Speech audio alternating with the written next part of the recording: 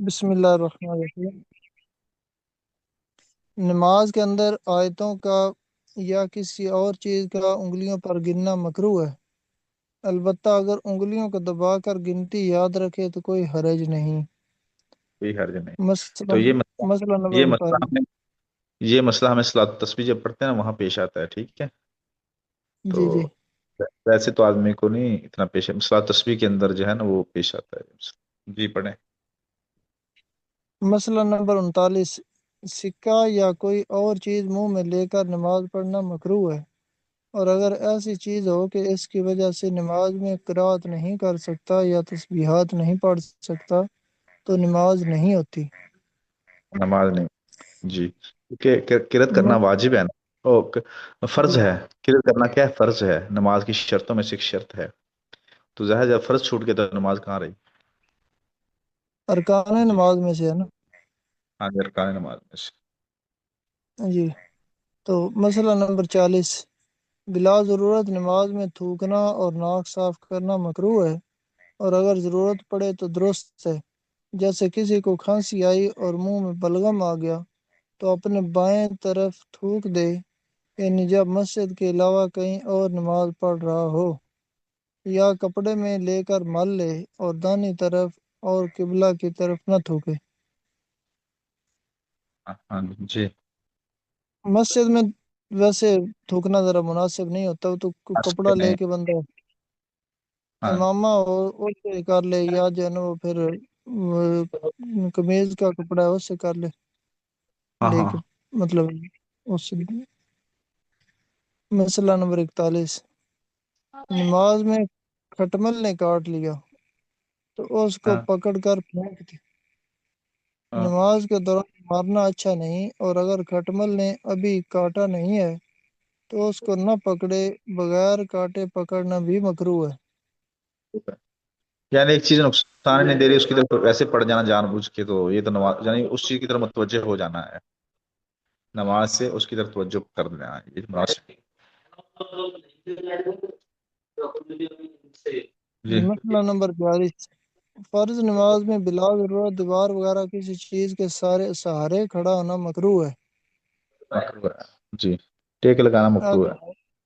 جی، حیت نماز سے متعلق جو مکروہات ہیں وہ، مسئلہ نمبر 43، نماز میں دونوں پیر کھڑے رکھ کر بیٹھنا، چار زانوں بیٹھنا یا کتے کی طرح بیٹھنا، یہ سب مکروہ ہے، ہاں البتہ عذر اور بیماری کی وجہ سے جس طرح بیٹھ سکے کوئی قرات نہیں۔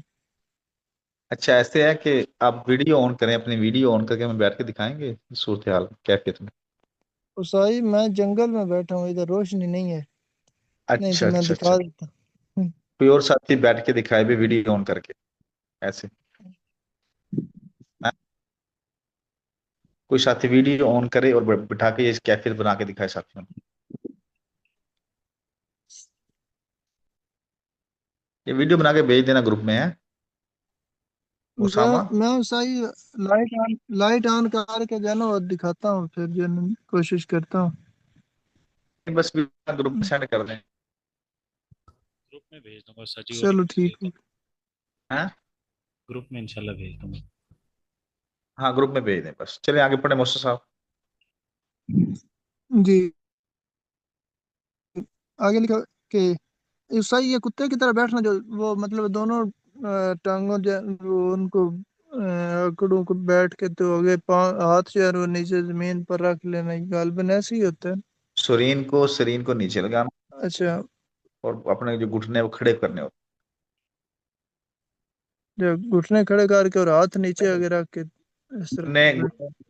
گھٹنے میرا خیال کتے کی شکل میں ایسے ہوتا ہے، گھٹنے آدمی کے نیچے ہوتے ہیں اور سرین اٹھی ہوئی ہوتی ہے، یا غالباً سرین نیچے ہوتی ہے اور گھٹنے گھٹنے اٹھے ہوتے ہیں، سرین گھٹنے نیچے اوپر ہوتی ہوتے ہے، سرین نیچے ہوتی ہے ایسے۔ ہیں، ایسے۔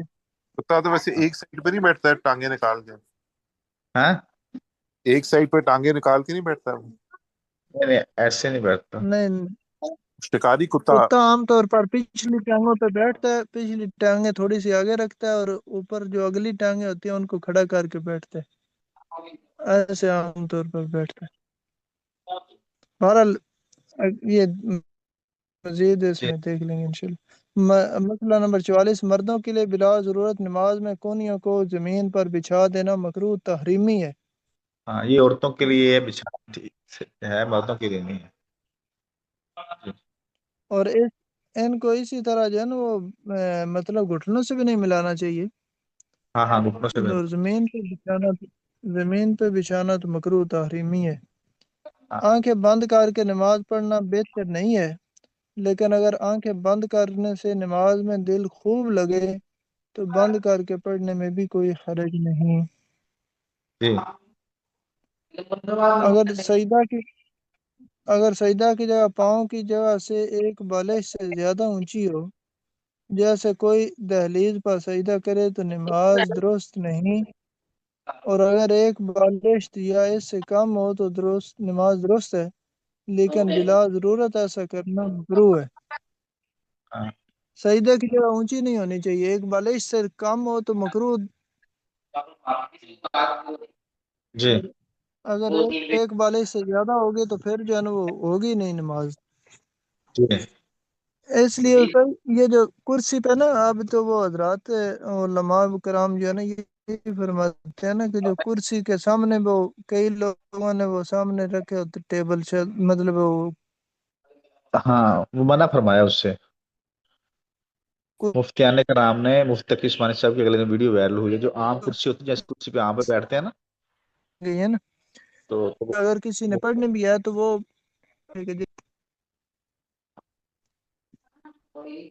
مفتی تقی عثمانی صاحب کی اگلے دن ویڈیو آئی تھی کہ عام کرسی جو ہوتی ہے وال اس پہ بیٹھتے ہیں، سامنے اس کی جگہ نہ بنی ہو۔ جی جی اور ان کی ویڈیو میں یہ بھی تھا کہ انہوں نے صرف سر سے تھوڑا سا اشارہ کیا، ہاں جی، صرف سر تھوڑا سا، جھکایا، ہاں باقی خود بھی نہیں جھکے سارے۔ جی آگے بس۔ جی، اور اگر کوئی آگے بیٹھا باتیں کر رہا ہو یا کسی اور کام میں لگا ہو تو اس کی پیٹھ کی طرف منہ کر کے نماز پڑھنا مکروہ نہیں، لیکن اگر بیٹھنے والا اتنے زور زور سے باتیں کر رہا ہو کہ نماز لینے کا ڈر ہے تو وہاں نماز پڑھنا مکروہ ہے۔ اسی طرح کسی کے چہرے کی طرف منہ کر کے نماز پڑھنا بھی مکروہ ہے۔ یعنی آمنے سامنے بیٹھ کر نماز پڑھنا بھی اس سامنے میں بٹھا کر مکروہ ہے۔ ٹھیک ہے۔ اس میں عام طور پر امام جو ہوتے ہیں نا وہ ظہر میں یا مغرب میں وغیرہ میں کبھی وہ منہ پیچھے کر کے بیٹھ جاتے ہیں، تو اور وہ ہاں بیٹھے رہتے ہیں تو کئی بندے نماز ان کے سامنے شروع کر لیتے ہیں، تو اس سے بھی ہاں پھر بچ ہاں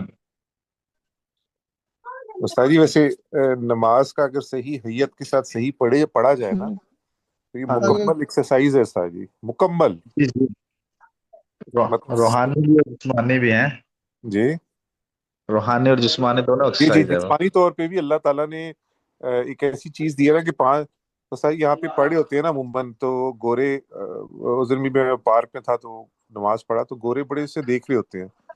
ایک دفعہ وہ گوری آ کے مجھے کہتی ہے کہ تم کیا کر رہے تھے؟ میں نے ہاں کہا میں نماز پڑھا تھا۔ تو وہ کہتی ہے بڑی ہاں فیسینیٹنگ تھی کہ مجھے بڑا اچھا لگا جس طرح تم کر رہے تھے نا، جھک رہے تھے، ایکسرسائز کر رہے تھے، مجھے بڑا اچھا اوہو، لگا۔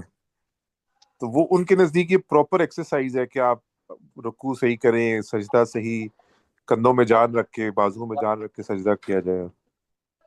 تو اتنا لوگ تو سو گئے تھے بڑے شوق سے، ہاں، ہم ہی سو گئے داستاں کہتے کہتے، ہاں زمانہ بڑے شوق سے سن رہا تھا۔ ہاں، آمین۔ ہمیں کیسے پورا بڑی کرے شیر شوق کو۔ سے سن رہا تھا زمانہ، بڑی شوق سے سن رہا تھا زمانہ، ہم ہی سو گئے داستاں کہتے کہتے۔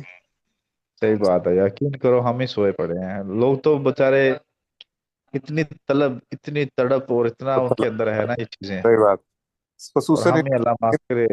جی جو اسلامی ممالک نہیں ہے نا وہاں پہ آ کے احساس ہوتا ہے کہ ہمارا ہاں اخلاق، ہمارے معاملات کتنی طاقت رکھتے ہیں۔